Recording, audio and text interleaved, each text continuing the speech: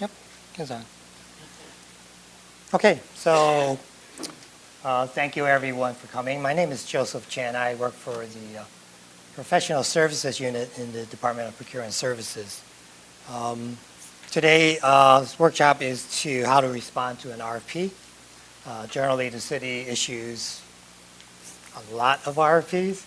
Some of them are for construction, some of it's for professional services. A lot will be coming out of aviation probably in the near future. So again, these are usually large projects and requires specific solutions. So just want to run through, excuse me, just want to run through some opportunities, which obviously everyone here is interested in doing business with the city. The best way to find out what opportunities that the city offers currently is to look on our weekly posting. There's a site that the Department of Procurement Services has where you can find at www.cityofchicago.org/bids. If you check in there weekly, you see the new solicitations that come out. Generally, the RFPs and major items are valued over $100,000. So smaller items like for T-shirts and that kind of stuff generally don't get advertised.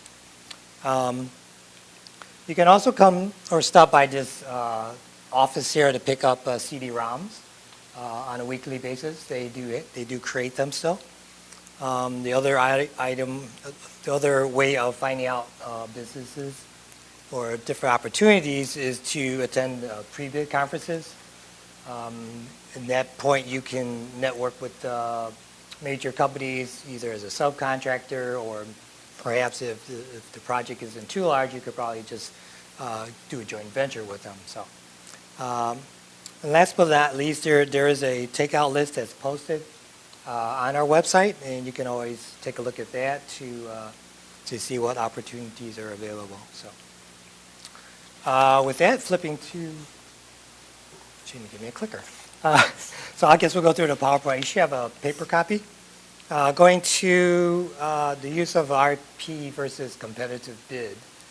The city basically uses two major types of solicitation. Today we're going over requests for proposals, which is basically submitted to the public to find or create a better mousetrap, so to speak.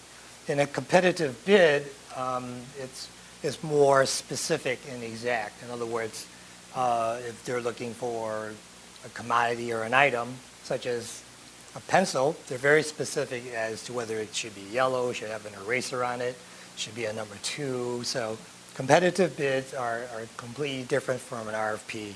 The RFP allows the proposer to submit a proposal based on what they think will help the city. So okay, moving on to the next page. Bid specification details every aspect of the products or services. An RFP defines the project's objectives and scope of services parameter, but does not specify in detail every aspect of how to accomplish or perform the services. So again, this is up to the proposer to determine, to submit a proposal that would best fit the requirements of the RFP. An RFP entails detailed evaluation proposals by evaluation committee. Whereas in a competitive bid, it's usually the department that will verify or review the document submitted by the proposal. In an RFP, there's normally an evaluation committee that is selected from different departments or within the department, but with expertise in that field to review the proposals and make a selection. For an RFP vendor selection is the highest rated or ranked, not the lowest price. So in other words, you can offer a proposal in your RFP. I'm sorry, you can offer a proposal to the RFP. It may be expensive, but it may be the best solution for the city. So RFPs are not price sensitive as much as competitive bids. So. Okay. Moving on to the next, I just want to run through in typical RFP that is submitted and advertised. The one you have in front of you is for furnishing and delivery of professional energy consultation and services. This one was advertised several years ago. As you could tell, Raul Emanuel is no longer mayor. It should be Lori Lightfoot. And also our chief procurement officer is no longer Jamie Reed. It's now Shannon Andrews. So this RFP was submitted 2 years ago, advertised, and a selection was made, and the vendor is now, or the contractor is now working for the city based on their proposal that was selected. So,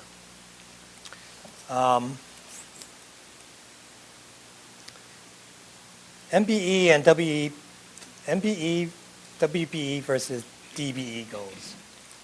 Generally, in the professional services side, we don't do much DBE. That's generally a requirement of the federal government. So you find those required more so in construction projects, in RFPs, and in professional services.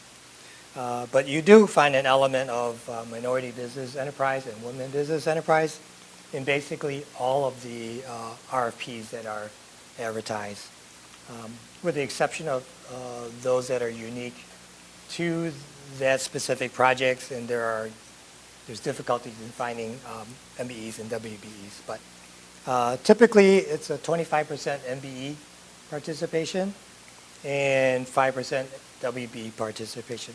But all of that, again, the percentages are based on evaluation of the marketplace and determining what's available.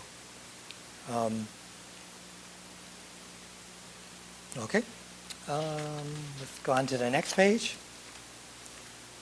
Rfp Proposal Format.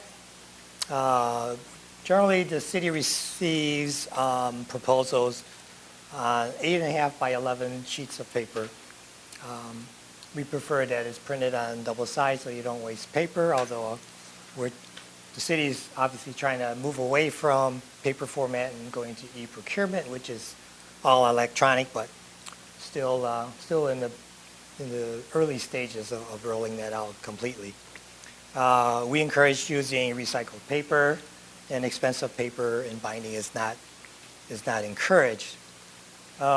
Generally, we always accept one proposal on paper and multiple copies of it to distribute to the different evaluation committee members. Can be submitted either on a CD-ROM or a USB drive. That's to obviously reduce the amount of paper you have to produce, and also ship into the bid and bond room for review. In the electronic proposal, your document must be word searchable. So in other words, if you submit it as a PDF form, then it must be word searchable. Proposals must be clear and concise and well organized. It's difficult for the evaluation committee members to follow along your proposal if things are scattered throughout. So the format is basically laid out specifically in the RFP. So if you follow the directions in the RFP, then you should have no problems with it. Also, for the idea of transparency within the city, all proposals that are submitted, you also must submit a redacted proposal. A redacted proposal essentially has the proposer redact any information such as your financials, if that's confidential, or any resume information that includes social security numbers and anything that may be a trade secret that you prefer not to be posted on the city's website, because at the end of the evaluation process and a contractor is selected, then all the proposals will be posted on the city's website. So we don't want to post your original proposal if it includes confidential information. Therefore, you must submit a redacted proposal. So. Okay, so let's go through the sample RFP. Just to give you an idea of how it's constructed. Generally, the RFP will have the table of contents, which is towards the beginning of the RFP. We no longer include a vendor letter, so you don't need to read through that. In the first section, where it says general invitation, is where the RFP will give you an idea of what the specific department or the city is looking for. In this case, it's for the furnishing and delivery of professional energy consultation and services. This RFP was for a company to help the Department of Fleet and Facility Management basically manage their energy costs and how to improve on saving energy. As you can see, it also includes graphs and gives a little bit of history in terms of helping the respondent determine if they or their company is adequate or can provide the services requested by the department. It also gives you some background information about the city and about the department, as well as what they're looking for. So from there, also in section 2, it gives a list of definitions to kind of help everyone understand what the different definitions throughout the RFP is for. So moving on to page 9, general information and guidelines. Basically in this section, section 4, it lays out exactly what is required and what the respondent is to submit. So generally, obviously with RFP, it's not always clear in terms of what the city is looking for. So you are allowed to submit questions prior to submitting your proposal to the city. Generally with that, the city always has a pre-proposal conference to basically go over the RFP in terms of exactly what I'm doing now, to give everyone a fair advantage or a fair guideline in terms of how to respond to the RFP. There are specific dates and deadlines provided in the RFP. So those are the dates and guidelines, or dates that you must adhere to. Unless submitted through an addendum, some of the dates may be changed, such as the proposal due date and when questions may or may not be asked. Usually with the addendum that is submitted to those who register with the bid and buy room, the addendum will be sent out to the various respondents who plan on submitting a proposal. Okay.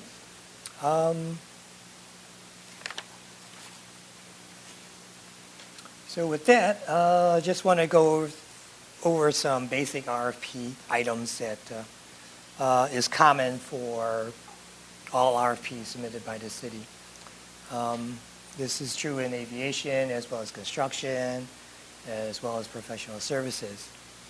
So on page 13 of the RFP, there is a cover letter that is usually required. And these are all items and documents that are required in your proposal.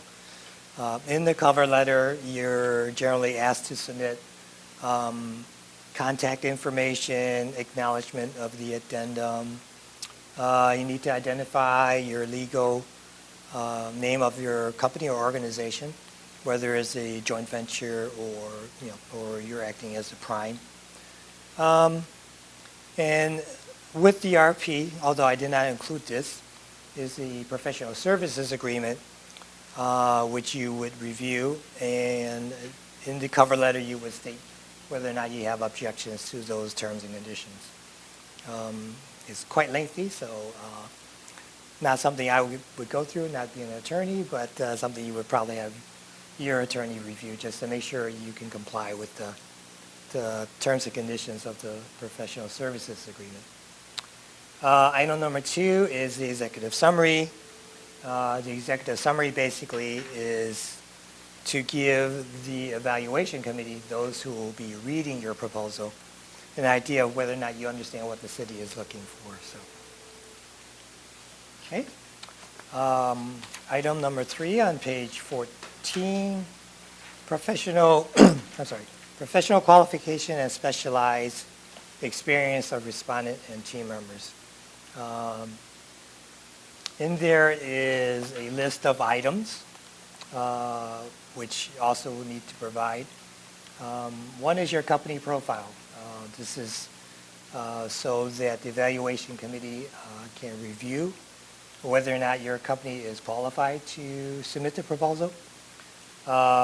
Company references, we generally ask for 3 references, but it can go up to 5, obviously, depending on the project. Item C, capacity to perform city project. The city or evaluation committee needs to know whether or not your company is either large enough to perform the services, because some of the projects may include software implementation or travel or whatever the case may be. Item number 3, business license to do business in Illinois. Also as a requirement, you need to submit evidence that you are allowed to do business in the state of Illinois.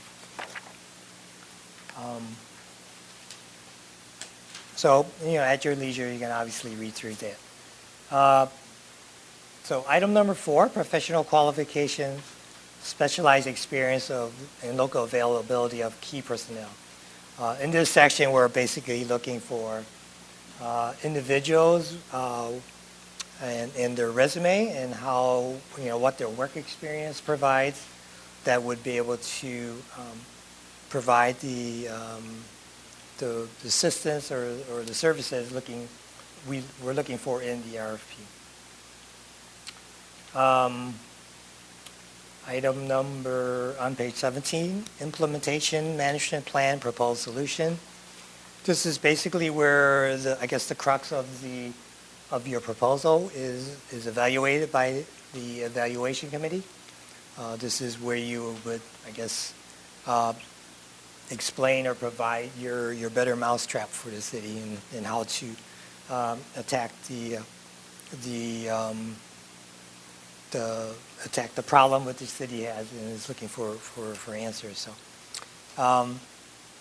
and there are several items such as organization chart and approach to implementing services, different quality control,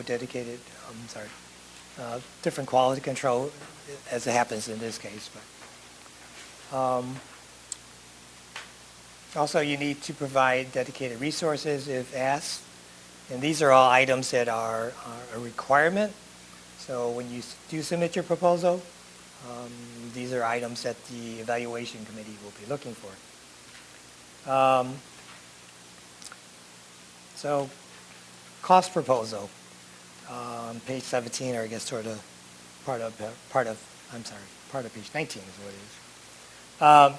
Cost proposals generally are provided either in an Excel spreadsheet, which will be part of the RFP. And normally, I believe in Exhibit 2,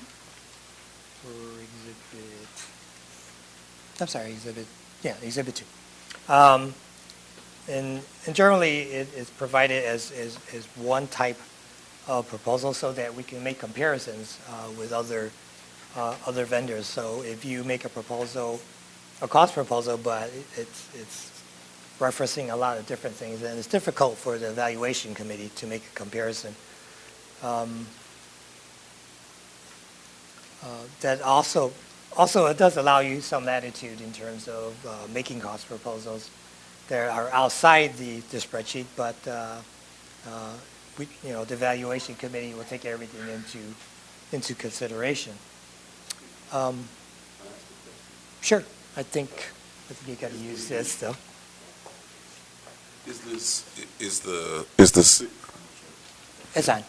Is the city willing to share previous cost proposals, or that is not considered available? So, can I essentially, if I'm filling out an RFP, can I request cost proposals for similar projects of the same magnitude? Well, I wanted to say that RFPs are all different, so it's difficult to make a comparison. I mean, it'll basically be a spreadsheet, and then you just kind of fill in the squares, I guess. Unless the project is similar in size and scope, then it would be difficult to find a cost proposal that is similar to the RFP. So, but then again, with our transparency, all the past proposals that were submitted are on our website, so you can always take a look at those as well. Okay, if you could give us the reference to that site, that would be useful. I don't know exactly. It's on the City of Chicago / procurement website, and you just kind of have to surf through it. So okay. I don't know the exact URL at this point, but you should be able to find it. And again, the cost proposal for this RFP may be far different from a cost proposal from another RFP. So it would be difficult to say there's any close comparison. So okay, and then generally, unless if there's a no stated goal, there's always an MBE WB component to the RFP. So if you have a small company and you see there's a large project, large companies are required to involve MBE and WB participation. So when you come to the pre-proposal conferences, you can always network with them and offer your services to them, and then best of luck in getting a contract with them. So I mean, with MBE and WB, there's always an average of 25 and 5% participation. So it still is a large dollar amount in the scope of items of what needs to be done. So okay. Financial statements. The city requires financial statements, obviously, to know that your company is solvent. Generally, it's an audited financial statements, either with your balance sheet and your 3 years of audited financials. There is on page 20, item number 10, economic disclosure statement. That is required to be completed when you submit your proposal. They have very specific instructions in the RFP, so if you follow that, you should not have too much of an issue completing that.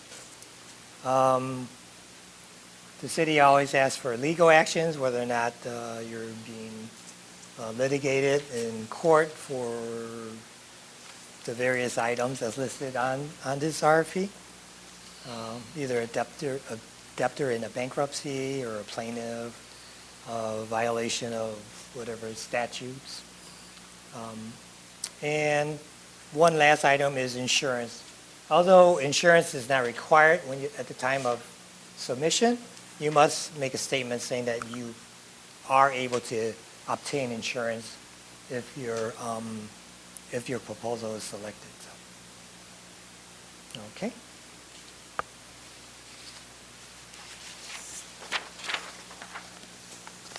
So once you've done your work and everything that is requested in the RFP is submitted in your proposal, then it's the city's turn to do work.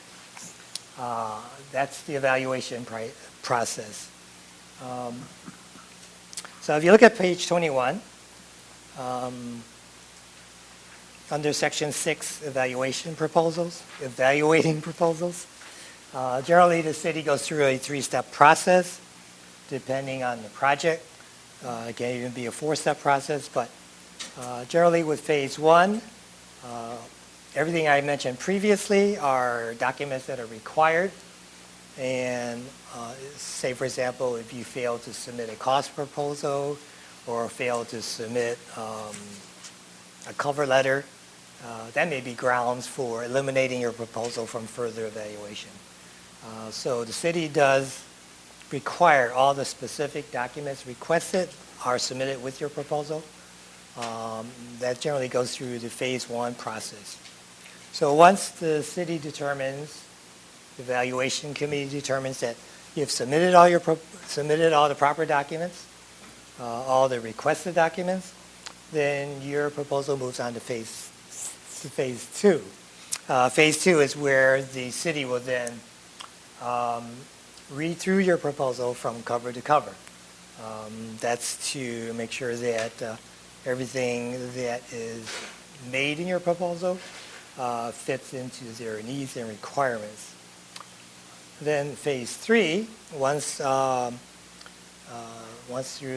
evaluation committee has determined that your proposal fits the need, if there's, say, for example, 4 or 5 that will support the requirements of the RFP, then there's a phase 3 where you would be invited to make an oral presentation in front of the evaluation committee.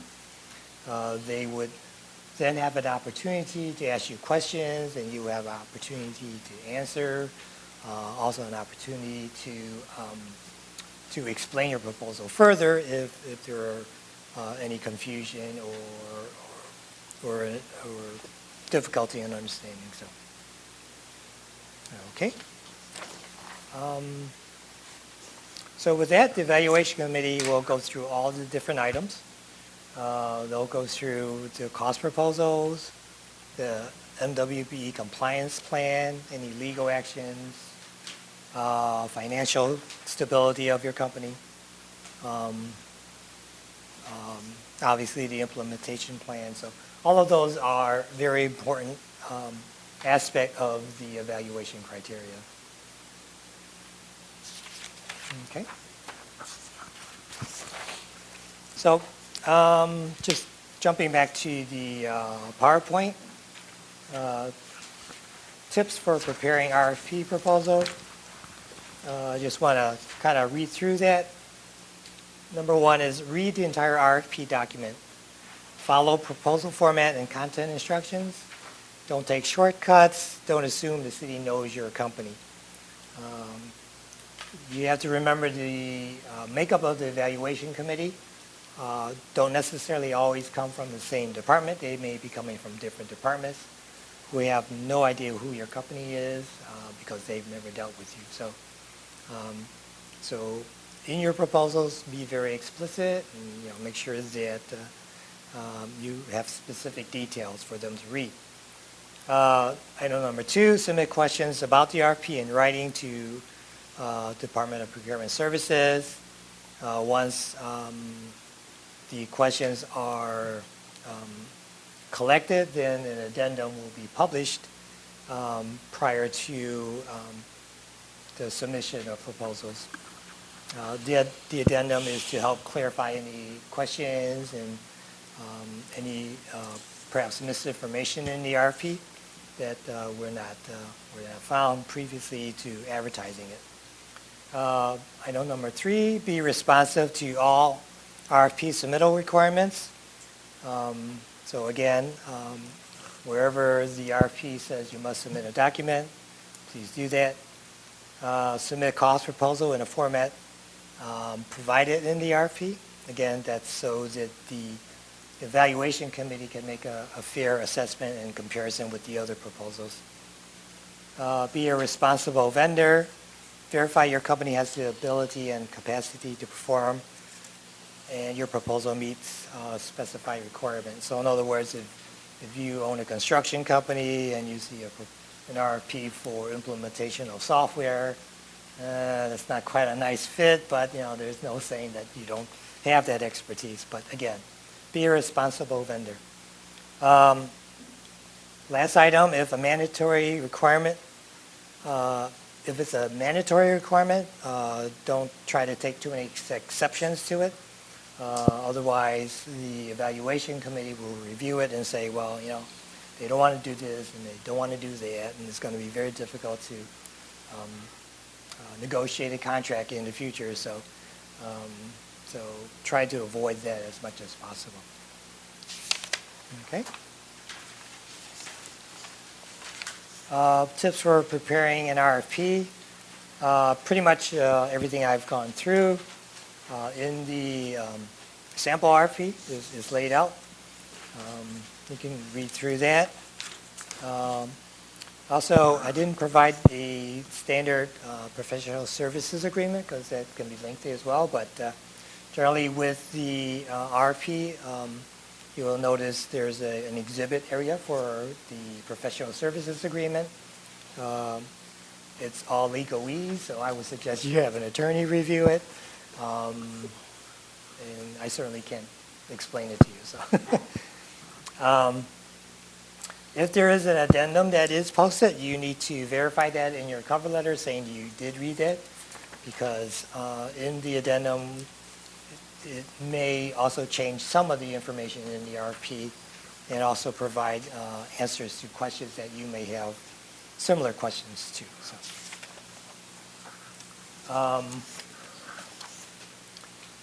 if you are to submit a paper document, it comes to the bid and bond room where they accept it. Generally, it's always before 4 o'clock of a specific date. If your proposal is being delivered by messenger and he happens to show up at 4:01, the bid and bond room has the ability to either reject your proposal,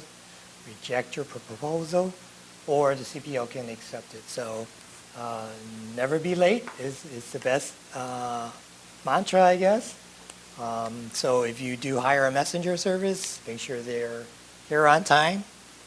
Otherwise, all the work you've done on your proposal will have gone for waste. So, again, the city's moving towards the procurement submission, so that would eliminate having to run over here at City Hall during a 7-inch snowstorm. So, electronic submissions, will be submitted through our e-procurement system. Still pretty much in the works, but it's coming out soon. So. Again, pay attention to the Rfp instructions. The cover letter that you submit must be signed by an authorized officer.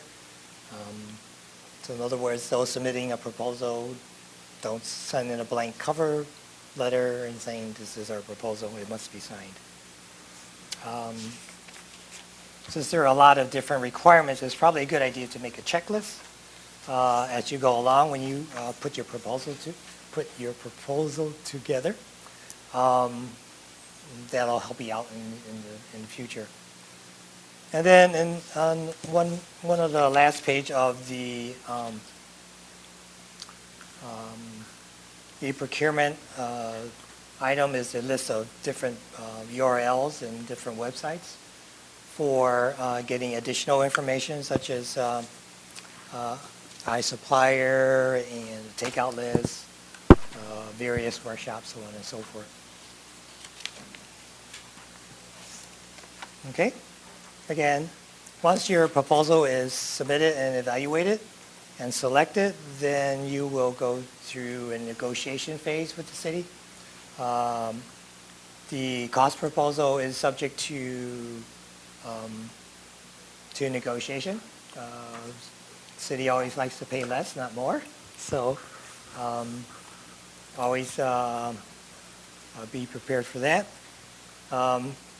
Again, contract award is contingent upon successful negotiations. So if there are a lot of items in the PSA that you don't agree with, it can get into a protracted negotiation time frame, and the city has the option to terminate negotiations and go on with the next highest rated proposal. So, with that, pretty much in a nutshell, again, the sample RFP is probably pretty decent in terms of what a normal RFP advertised by the city would look. So you can keep that as a reference, or you can always, obviously, when you see something advertised, you can always download the RFP and use that. So with that, if there are any questions, I can certainly entertain them now, although I need to pass around the microphone since this is live stream, apparently. Any questions? It's a good thing it's a small crowd. For the redacted one, I guess what I'm saying is you said you post the proposals after the award's been given to the website. That's the redacted electronic version? Correct. Okay. Correct. Yeah, Just verifying. And the redacted version, what you want to do is obviously take out anybody's social security number. If you have confidential financial information that may harm your company, if it was out in public, then information like that needs to be redacted. So. And we don't do the redaction because we have no idea what you want in or out of the proposal. So. And then for the different RFPs that come out, do you know how the time frames are established? Are they just usually 30 days? Generally, once the RFP is advertised, it's about 45 days from the time it's advertised to when proposals are supposed to be submitted. But through my years, there's always been a point where questions are asked that the department hasn't thought about. So with that, they need to answer those questions, and those answers are posted in the addendum. And sometimes the addendum would then push out the proposal due date because of the fact that they now need time to do research and try and get you the correct answer or the proper answer. But generally, I would say 45 to 60 days. It can go longer. I've seen many of them go longer, actually. I have a couple of questions. Sure. So I've done this a couple of times, and obviously they were not successful. But my question is, does the city provide feedback on a submitted RFP and say, this is why we did not select you, or this is why you didn't make the cut? I think that would be really helpful. Otherwise, it's like turning in the same homework without, having an opportunity to correct your mistakes. Sure. The city does provide debriefing for your specific proposal. Say, for example, you're not selected, but it's not done until after the contract is awarded. So in other words, the city doesn't want you to have a debriefing and interfere with the process and stretch out the project even longer. So, but the city will do a debriefing if you request that from the chief procurement officer. The other question I have is, I'm a very, very small company. I don't even meet up to the official definition of a small business, which, I don't think that would surprise a lot of people here. But what I've found out is, in the past, when I've tried to work with other prime, is it that they don't get back to you, or they've already selected other people? And I'm very good at what I do. I'm really, really good at what I do. I just don't have a big presence. Mm-hmm. And, I'm into technology. So it's not really, having an army of, individuals to do the work. You can actually make the computer do the work if you know how to do that. Right. And that's where the economy of scale is in computing. But, what are my chances for filling this out? There's currently an RFP right now for actually the target market RFP for payroll, labor, and I think compliance. And it's, it's very simple, it's very clear. But if I fill this out, it's only going to be me. I'm not saying I can take on the entire project, but if I don't get selected by any prime, or if I don't have any joint venture, should I even bother turning this in? If you can't answer that, okay, that's fine. That's certainly fine.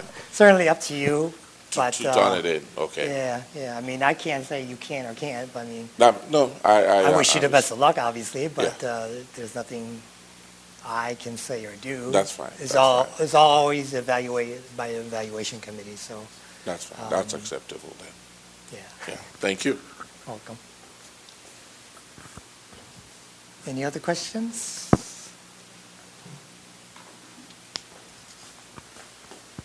So what is the process of me is if I don't want to respond to a RFP and just want to come on as a sub? What is the process of that? So if you want to come on as a sub, the best thing to do is to network with the prime that you think are going to respond to the RFP. And you can always be a subcontractor. You don't have to be an MBE or WBE subcontractors, but you can network with them, see what requirements they need. Say for example, maybe there's a training component in the RFP that's required. You can always try and network with the different larger companies. Or you can, again, submit a proposal on your own, but that's certainly up to you. So if I'm a MBE, do I have like first priority as far as getting sub work? The requirement generally in the RFP is 25%.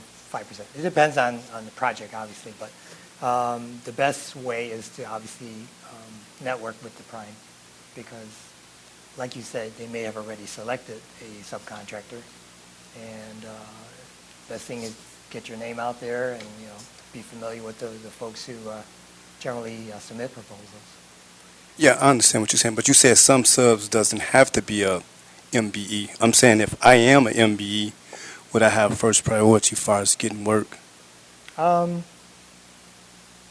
It's difficult to say. That's not one of the city requirements for a prime to bring in a small business that has that qualification. That's not one of the city requirements, or It'll generally be in the RFP, listing a MBE, a WB component.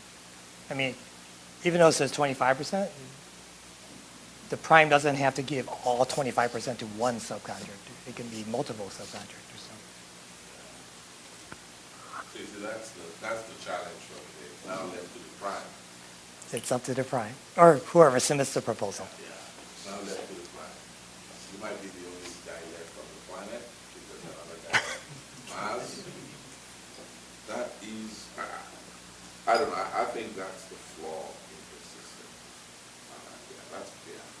I think that is because you are now leaving the opportunity to work with the city up to the discretion of the prime. It's like, Well, you have to remember, although the prime is submitting the proposal, they may not get selected. So it's always obviously up to the evaluation committee to review all the documents, including the subcontractors for the prime. So in the proposal, you can attach yourself to multiple primes. You don't have to say, oh, company A, I'm going to work for company A, and that's it. You can have company A, B, and C, and all of them submitting a proposal. Yeah, but you see, that is where my concern is, because I'm leaving it up to the prime to accept me. Right. Well. That is, I would love the city to talk to me and say, yeah, you're small, but we don't think you can do this. And I'll say, you know what? What if I can give you 1%? The city will never say you're small and you cannot do this. Well, I've been doing this for a while, and that has all. You call up the prime, they can call you back. Maybe they already have someone selected. Yeah, it's always a challenge. It is counterintuitive to me. I'm not giving up. I could defend my work anywhere against IBM, against any 45 of their company, because eventually they end up using people like us. They don't use the CEO. But the frustrating thing is, I'm leaving the chances up to the prime as opposed to having an audience there. Next question? So when we put the teams together, is there an advantage to using a joint venture format versus prime consultant, sub-consultant, everything else being the same? Again, it Percentages. depends on the project or depends on the project that's requested in the RFP. I mean, in some cases, they can be huge. Then, perhaps a joint venture makes more sense. But it could be just a small implementation of software, which you don't need to be a joint venture. So you have to take a look at each individual project and make that determination. So, Do you want the microphone? no, I'm fine. I can speak live. No, So, it's like- got to be live streamed. So. Sorry. So the ones that are 100,000, those are just standard, not advertised. Under 100,000? Yes. Yeah, they're small orders. They're too small orders. Too small for even a very, very small infinitesimal company. Well, the amount of work that needs to go into it for Yeah. less than 100,000 is definitely not worth the city's time. Okay. Thank you. As a taxpayer, you don't want us wasting time. Well, I can save you time.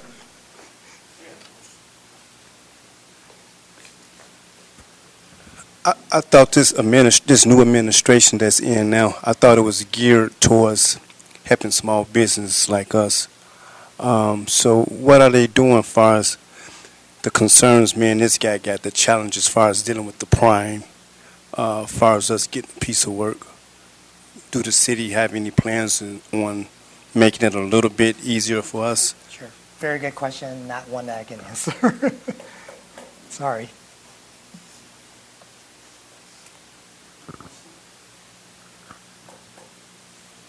Okay. Anybody else?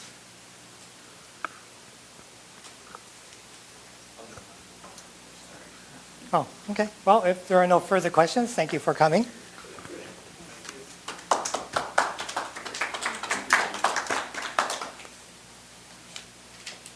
I didn't think it was worthy of a clap, but it's okay.